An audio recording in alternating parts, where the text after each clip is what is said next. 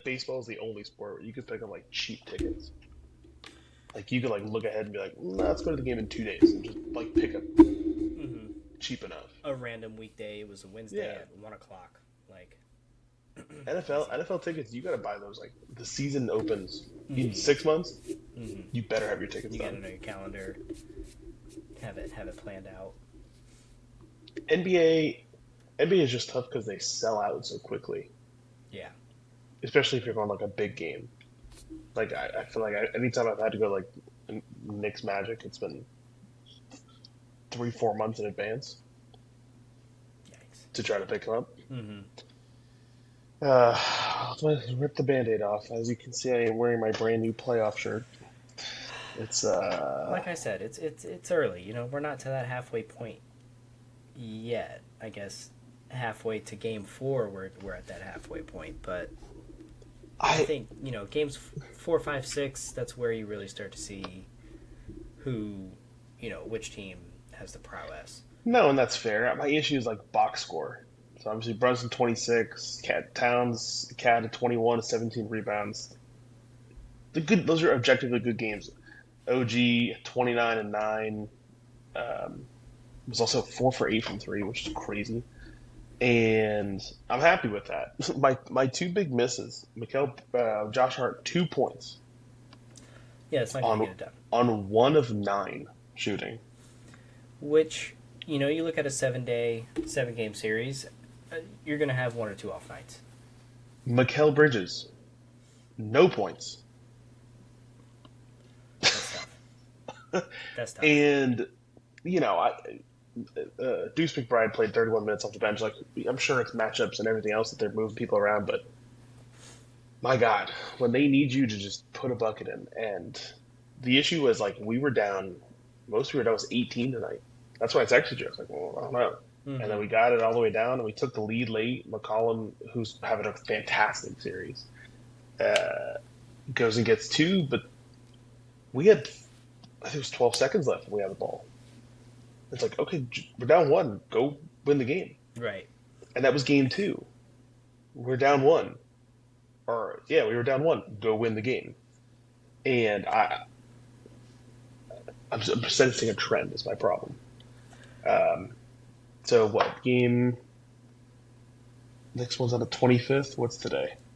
So Third. Saturday. So Saturday night. Yeah. And my issue there is like Atlanta at home again. There's a real chance this goes to 3-1. Now, I do think, regardless of what happens, I think we'll win the game back in the Garden for Game 5. I really do think that. But I would much rather it be 2-2, go home, win it 3-2, close it out, Mm-hmm. than have to go 3-2 back to Atlanta. Now, again, Yeah, and sometimes that first game back home uh, can be a little bit of a shock, right? Sometimes the crowd gets into it, and for just sure, the atmosphere itself, the momentum, is tied up. They're back home. There's a lot of things not going in your favor there. So, if you guys can recoup and come back and steal an away game, that changes the series entirely. it does, it does. And I mean, it's been objectively for like a neutral, it's been a great playoff run so far. Yes. Raptors are up on the Cavs, about to close that one out. So they're going to go, Cavs will go 2-1 up.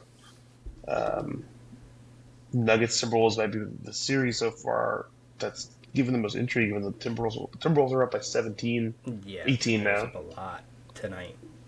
Um, Last night Thunder they're up 2-0. Pistons Which got the to be next one expected. at home. Yeah.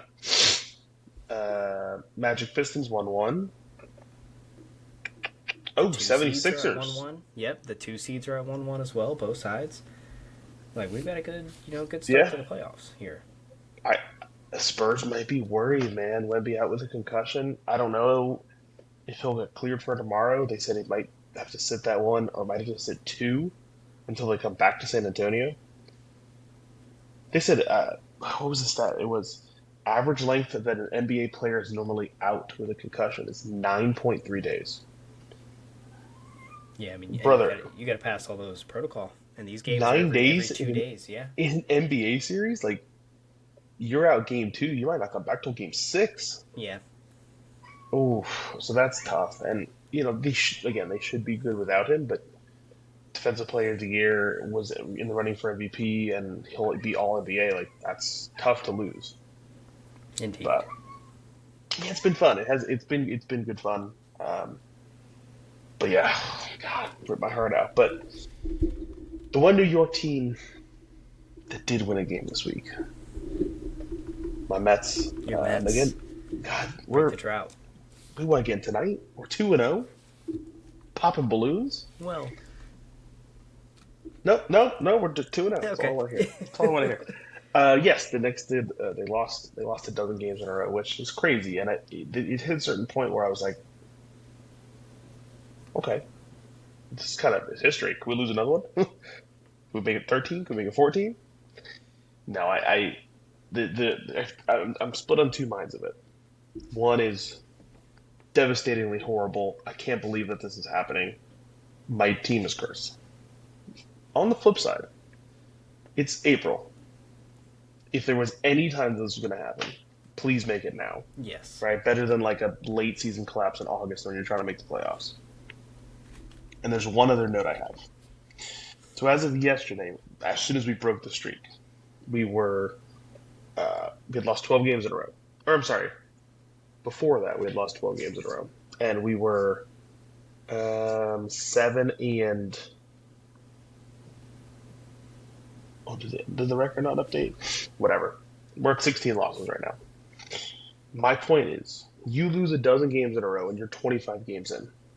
So you just had a losing streak that's eclipsed almost half of your season.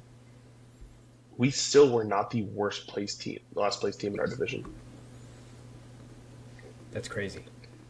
Phillies are currently 8-17. Now, granted, it's a half a game, but I think it's that's crazy to me.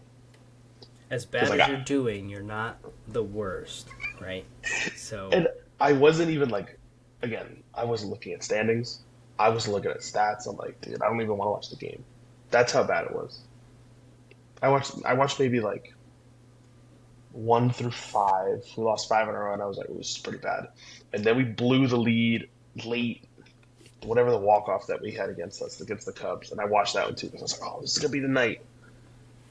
And then finally they were like, oh, Mets broke the streak. Let's look at the standings. Wow, you're not in last place. Like that's crazy to me. But draft night. yes. What are we up to right now? Let's see. 27. Is it Miami on the clock right now? It is Miami on the clock. Yes. All right, give me your early. I don't want to go player by player necessarily because some of them are what we call it, a lot of them are not. But what kind of stands out to you early? Um, so I'm looking at Jeremiah Love going 3 to the Cardinals. I don't know if either of us had talked about that. I thought he was going to go just a little bit later. I think we had him at Tennessee before. Yes, like the next round. But Tennessee getting a good pick and helping their new quarterback there. I don't know why I'm blanking. Cam Ward. Cam Ward, I got you. Good lord. Let's see. The Saints bolstering up their offense. I think the Cowboys trading down to get a decent pick there later in the first round. We see some teams making some moves here. Yeah, I think two things. I think one is the trades, right? Because it's so hard to predict. Yeah, I always reference like the movie Draft Day. It's always so hard to predict like who's going to be the guy that's on the phone, who's going to be the guy that's willing to trade a little more to get up. Yeah, Kansas City trading up and the Cowboys trading up. We're interesting. I always feel like if you're going to spend that much capital to move up, you've got to really love that player because the team that's almost always trading out of that gets a haul for it. Yes. Like 3 picks for one kind of thing. And a lot of times we talk, oh man, they got so much for that one pick. The only one, only because I've been banging this drum for weeks, if not months, Ty Simpson 13 to the Rams. My God, you've got to love him as a prospect. Yes. And then what's that saying about the foreseeable longevity of Stafford. It's got to be probably a one season sit, and then you'd imagine Stafford would retire after that. I did see the news was that I guess they called Stafford before they made the pick, which probably means they've been in communication with him for like what his plan is over the next 1 to 2 years. If you know he wants to go one more year, see if he can do it, and then retire, then it's okay to take somebody who can sit year one, right? If I'm if I'm an again, I hate to like slander him for it, but if I'm an incomplete draft prospect quarterback and I need somewhere to go to sit year one, probably one of the better places to go. Yeah. Like that, it's a fantastic team. It's a good coach. They've got a really good reputation. That would be a good situation. Now, does that mean he'll be a success? No, we'll have to see.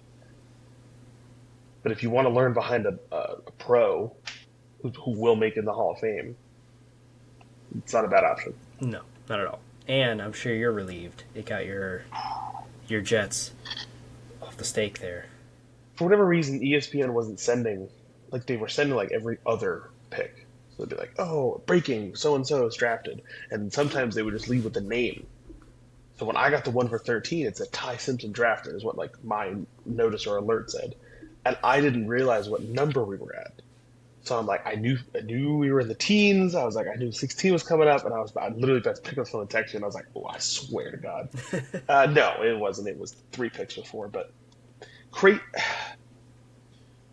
crazy that we talked about the media is seeing him as somebody who's going to go first round. First, it was, oh, he'll go late in the first round. Oh, he's going to sneak his way up. Like, he has not played a game since January. Mm-hmm. And then it was, oh, the Jets at 16. It's crazy to me that I thought that was such a reach. Again, I'm no expert, but all of a sudden he goes 3 picks earlier than that. Yeah. And like realistically, I know I hate to say this, could the Rams have traded back? Maybe not picked him at 13 and still gotten him later? I don't know. I guess the Jets could have taken him, but I'm not upset. Only other one I saw, Ruben Bain falling to 15, Hey, staying in Florida. and Makai Lemon falling to 20. I did think the Jets were going to take him at 16, but I'm not upset. I'm not upset with Sadiq. Weird that we also drafted a tight end last year, but if you want, two guys and you can figure it out, sure. They're both offensive players. They can both Yeah. catch the ball. That's kind of what we needed. We needed Yeah. weapons. Can't hurt to have more weapons. Exactly. But we're up to 28 now. So first round will be wrapping up shortly. Do you see another quarterback going in the next 5 picks? I don't know. Pats, Chiefs, Niners, Pats, and then Seahawks. Mm-hmm. I don't think so. Unless the Seahawks are looking for a backup for Darnold. Okay. I guess we'll have to see. Um, so yeah, that's your NFL news. The only other thing NFL wise, Brown what's going on with that? to the Pats potentially. I heard first. I heard it was a done deal. Then I heard it was just potential done deal. The first thing I saw was working on a deal, potentially gonna fall through before the June cutoff Okay. or whatever. So then I'm like, okay, that already sounds kind of up in the air. Like, to me, that just sounds like, hey, we're interested. If you give us a good deal, we'll take them off your hands. Fair. So maybe they're just negotiating for now. But I think Yeah. that makes the Patriots even more Oh. lethal. Big time. I think that's a great trade for them. I don't know. I think it was Stephen A. Like, if you're the Eagles, what are you doing? Like, this is a team you're only 2 years less than that, or a year and a half away from removed from winning the Super Bowl Hmm. in a pretty dominant fashion Yeah. with a fantastic team. And then you had all the drama and whatever, and the news stories swirling about the roster and guys that were discontent. And I guess this is the aftermath of that, right? Yeah. Normally, when there's smoke, there's fire, and now your top wide receiver gets traded elsewhere. The issue is, who do you replace him with? Can Devontae Smith float that team on his own? Hey, it wasn't enough last year, I mean, you're not wrong. you know, Yeah, or yeah, maybe getting a different puzzle piece there makes it better. Who knows? maybe like Saquon, another year older. Jalen Hurts, again, I think he's a good quarterback, but you're also another year potentially of teams figuring out the tush push. That is an interesting one. Um, did you? Oh, uh, I had a question about the draft. This is a personal hypothetical for you, but you are a first round pick. You know you're going first round. You're locked for the first round at some point. One is, are you going to the draft Yeah, or are you having a house party? I think I'm going.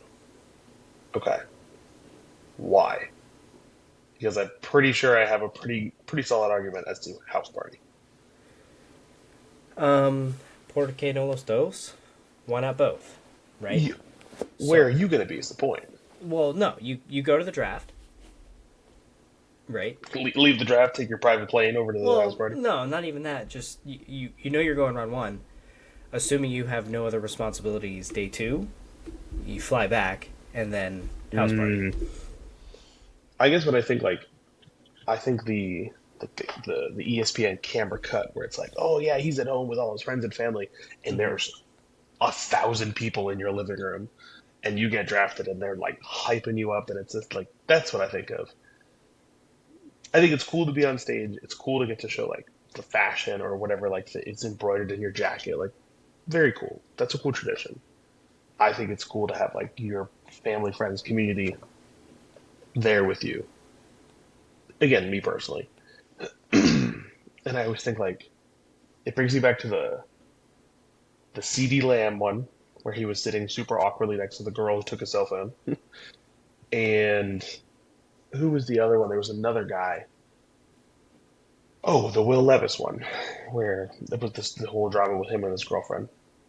And I guess those are two stories of that weren't great, but yeah, I would want pack my living room with 100 people and an Hmm. ESPN camera. Um, but yeah, so I thought that was interesting. Um, I think that's it for the NFL, man. We're gonna hear some of the stories. Jets took David Bailey. That's fine. It was between him and Reese. I'm not upset. I did have a friend text me and said, should the Jets have traded out of two to try to load up on more picks? And my answer was no. And here's why I think no.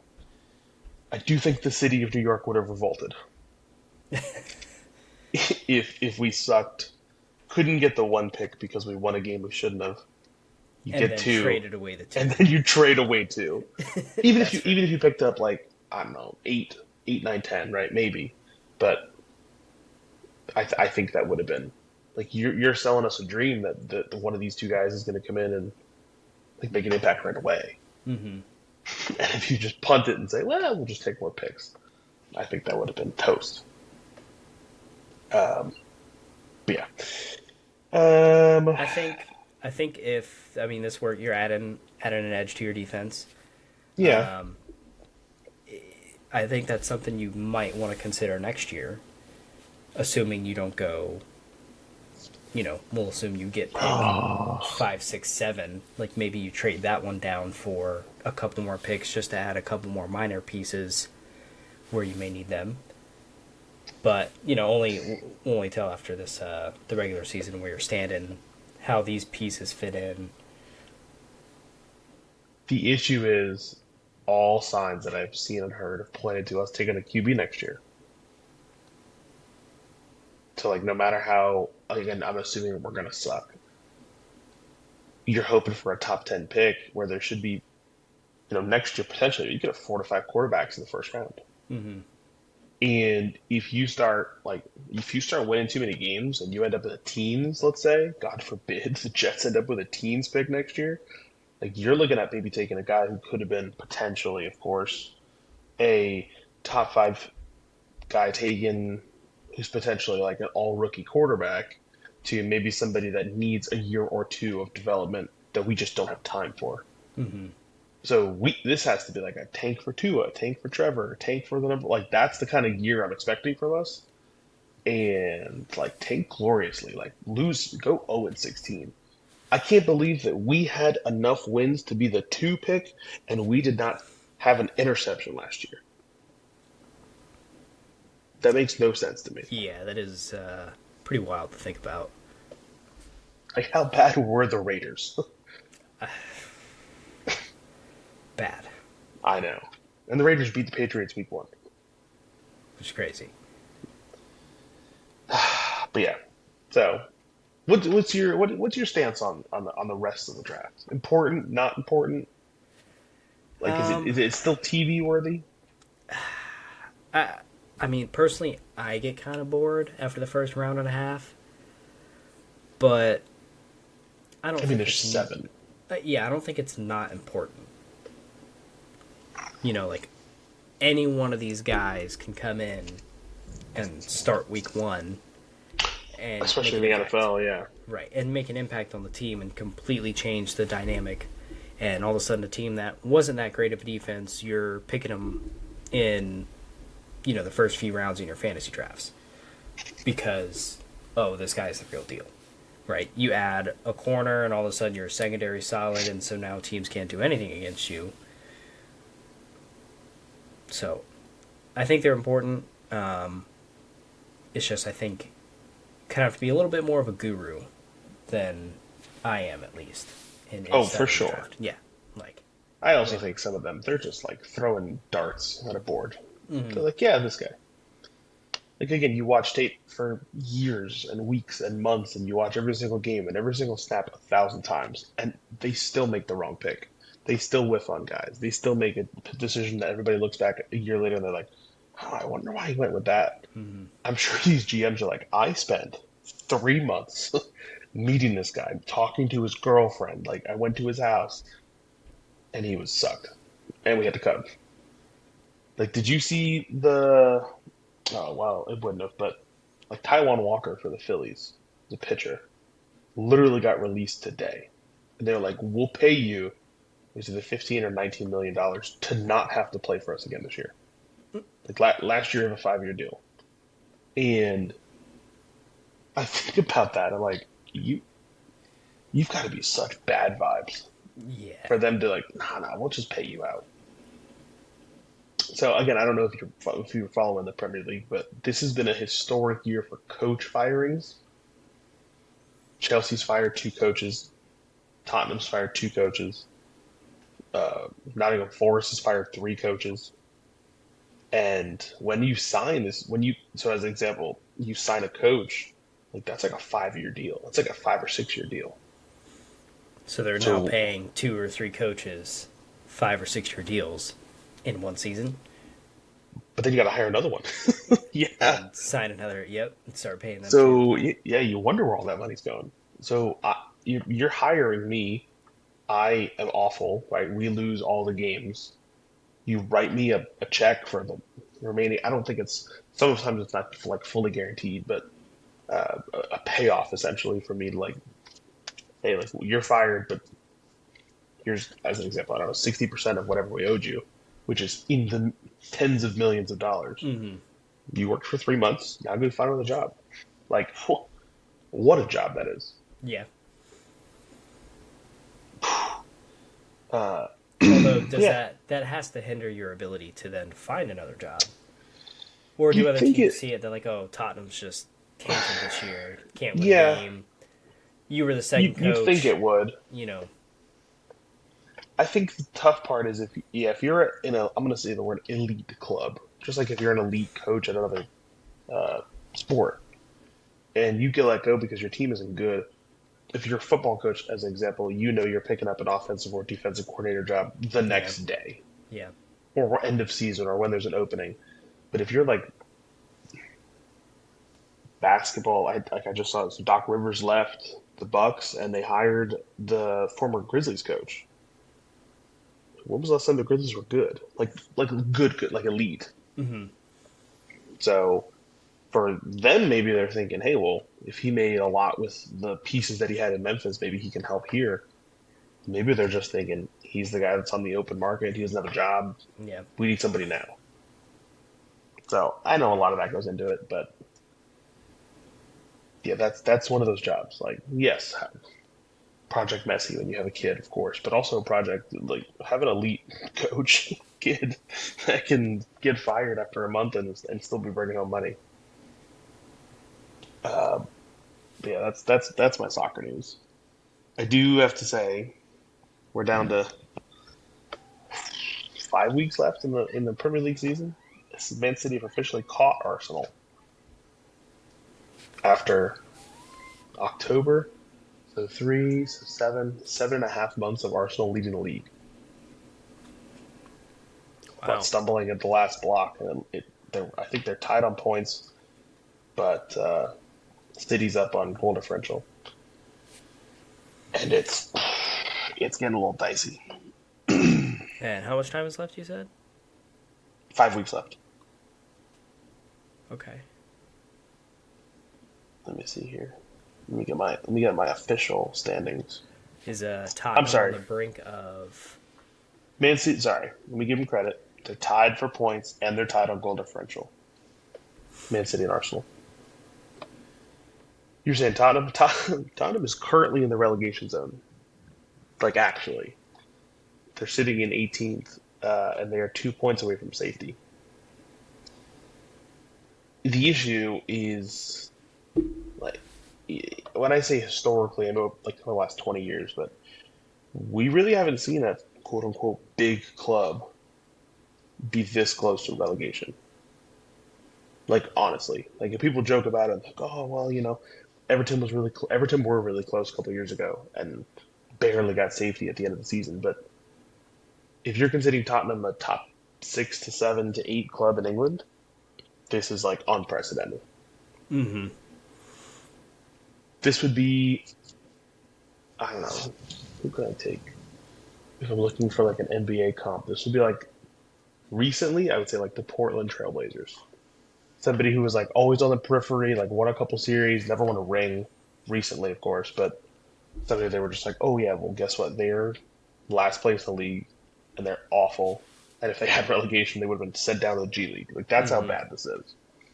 But who do they have left? Um, they've got Wolves this Saturday, another team that already got relegated. Aston Villa, Leeds, Chelsea, and they finish with Everton. There is a real possibility that they get relegated. So, and then the other one was Leicester, who won the league in 2016. They had that whole like Cinderella run. It was like plus 5,000 for them to win the league. They win the league. They hang out for a little bit. They even like have like a fun little stint in Europe where they play uh, Champions League, Europa League, and then they got relegated to the Championship. And then this year they've now been relegated to the third division, the league. Ooh. Yeah. So that's not good. That's never good. But it be like that, man. Yeah. I think that promotion relegation is a great thing for sport. That would Tanking be. tanking should be bad. Yep. Tanking should be bad. I would. I would like to see something like that in college football. Okay, That'd be how interesting. walk me through that. Oof, I don't know. You call the Power Five schools now, branding and all that. ACC, SEC, obviously Gone. would have to go away, So which you just have 100 and however many schools just would be all tough even to right now. sell. Right. Yep. And then you play your season, and your top, you will call them your Power Five conferences. So those are the top five, and you pull however many teams from there for the playoffs, however many top X teams from each division, plus the Okay. next. If you wanted to do a 16 team playoff, you do the top three from the Power Five, and then the next best team from any of the other top five conferences. And in order to get in the Power Five, you have to win Conference 6 or, Division 6, Division 7 to get up into Division 6, and then you win Division 6 to get into Division 5, and then you stand a chance at making it to the playoff if you finish top 3 in Division 5. And then the teams at the bottom of Division 5 drop. Teams bottom of Division 1 drop, and so on. I But don't hate it. that loses a lot of money Oh, well, for sure. because you just blow up the conferences. No, to your point, that's gonna have to be like the biggest sell to be like, hey, really, like buy into what I'm saying. Or Because you yeah, they're keep the gonna. conferences and you just say, hey, the bottom two teams from the ACC go to American. The top two American go up to the ACC, and the top two ACC move up to the Big 12 or the Big 10. Oof. I don't hate that. My issue with that is how do you sure like maybe we can like structure the top five. How do you structure the rest of those? How do you know what conference is number 10 versus number 11? Yeah, I don't know. And it's mixing conferences And with geographic and right. So it's very difficult. I think if it were done that way, it may be more interesting. I don't hate it. But it's hard to think about because it would stray so far away from what the norm is right now. I mean, okay, let me say this. Compared to other like professional sports that we have, I do feel like college football is a wide enough landscape with how many teams there are that you probably could do some funky stuff with alignments and conferences again in a fantasy world of it. But like I read this is a while back like okay, blow up all your conferences and then try to do it like pro. So let's do east west or north south. And like that's one way to do it. So if you're in the it's not at the southeast, it wouldn't just be the SEC. It's all the schools geographically in the southeast. So I don't care if you're SEC, ACC, you're now one conference because it's based off of, hey, you're in these geographic borders, as an example, which is kind of what it was like Pac-12, and now Pac-12 teams are everywhere, and Big Ten teams are on the West Coast and whatever. But if you were to do it in those areas, let's say you split the country into, I don't know, 6 or 8 pieces, then you potentially, then you could do hey, well, to your point, which is the best conference? Like, of course, it's probably going to be the Southeast, but I don't know, just different things that you could do. I think college football's. If we took a snapshot of it now and looked back in 5 years, 10 years from now, I do think there's going to be a lot of change, which I'm not upset with. Um, any of the big things that you got?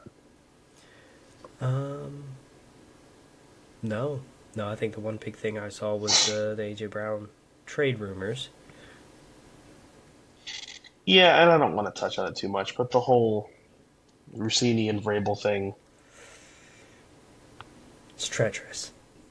Oh, I do see. Here you go. Eagles took Makai Lemon. There's your AJ Brown replacement. Maybe not a straight, but that's another wide receiver that you could take. Um, oh, Jets traded up to 30 and took a wide receiver. Let me click on this. Amar Cooper Jr. out of Indiana. Okay. Okay. Well, we're building a room. Okay. So yeah, it cracks me up like people freaking out about. Oh, I had one more thing that I was going to ask. What is the earliest draft memory that you have? Like you remember, hey, I was watching the draft. I remember this player. I remember how hyped I was for this. Like, do you have a specific one that comes to mind? It could be any sport. Um, Earliest? Nah, not really. They would have to be football because I don't watch like the MLB. Fair. I'll look at it afterwards. NBA a little bit, but for me growing up, it was watching Florida State and then watching the draft to see all the Florida To State follow players those guys, yeah. get drafted. Yeah, so watching, I know this isn't super early, but watching Dalvin Cook get drafted, Mm-hmm. Jameis, um, Benjamin, Kelvin seeing him Benjamin, get yeah. drafted to the Panthers. Yep. So watching things like that as I was growing up, I was like, oh, these were my favorite players. Watching every Saturday, now I can watch them on Sundays. That is cool. XYZ teams, and it would what kind of dictate which NFL games I watched when I was younger. I think NBA, I don't know about earliest, but definitely like one that sticks out. I remember taking when the Knicks took Porzingis and me being like, who the heck is this guy? And like, I just remember people like, I remember watching the TV like booming and they're like, what? And, obviously he's turned into a good serviceable NBA player. But I do think when like early Porzingis, when he was nicknamed the unicorn, like his potential, I think, was sky high. And sickness, injury, everything. Like I understand there were hurdles that he's had to go through, but that I remember on the NBA side. I'm trying to think if there were any that were before that. But yeah, that one always sticks out to me. Let's see here. Um, Wolves up. T Wolves up Porzingis. 27 on Denver in the third right now. Porzingis was 15. I do not remember drafting Thanasis Antetokounmpo in 2014. Oh, Hardaway Jr. I remember 2013. Iman Shumpert 2011. I remember that, and I remember Danilo Gallinari in '08. That's probably the furthest back I could go. Yeah, I don't remember the rest of these guys. So '08, I would have been 13. Mm-hmm. And then for football, I think for the Jets, it's probably Mark Sanchez. That would have been my And earliest thing I could remember for that. but he was like, I don't know. He was never going to be. He was never touted as like, hey, he's the best quarterback ever. But he was good in college. Like it was kind of just a no-brainer. And he had a good couple of first years, and obviously the team was built around, hey, we're just going to run the ball and have a great defense, and you just kind of need to not suck. But two AFC Championship games in his first 3 years he's crazy. Just couldn't get over the line, man. My God, I remember watching those games too. Like we went to, I think it was the Steelers game. I remember we wanted to watch it at home because, oh God, was that year one or year two? Pretty sure the Colts were the first year. Oh boy, I got to get this right because there is a story that comes with it. Yeah, Colts were year one. Okay, so Colts were '09 year one. Steelers were year two. I remember watching the Colts game at home, and my dad being like, "Oh my gosh, like this is so cool. We haven't seen the team get this far. Like, this is such a cool thing."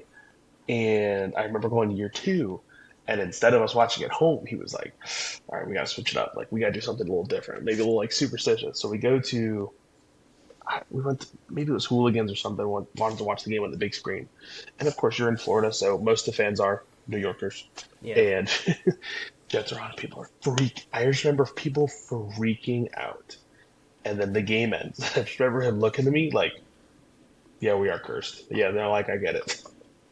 We can't have nice things."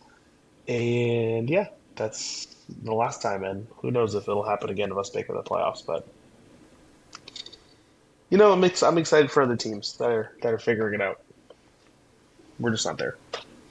Not yet. We'll say that again next year. Yeah. Um, yeah, man. I want to say that's it. Oh, I do have a quick shout out. My women's sports corner. Okay.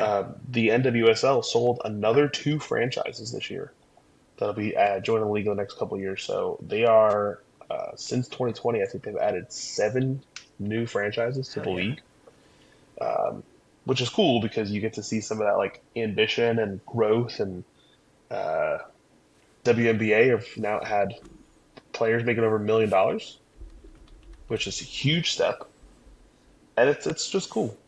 I do enjoy that because I don't remember watching the WNBA when I was little. Like I don't.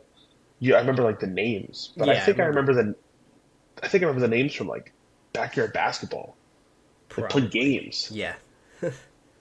Like, oh yeah, I know who Lisa Leslie is, but Hmm. I don't remember like watching those highlights as a kid.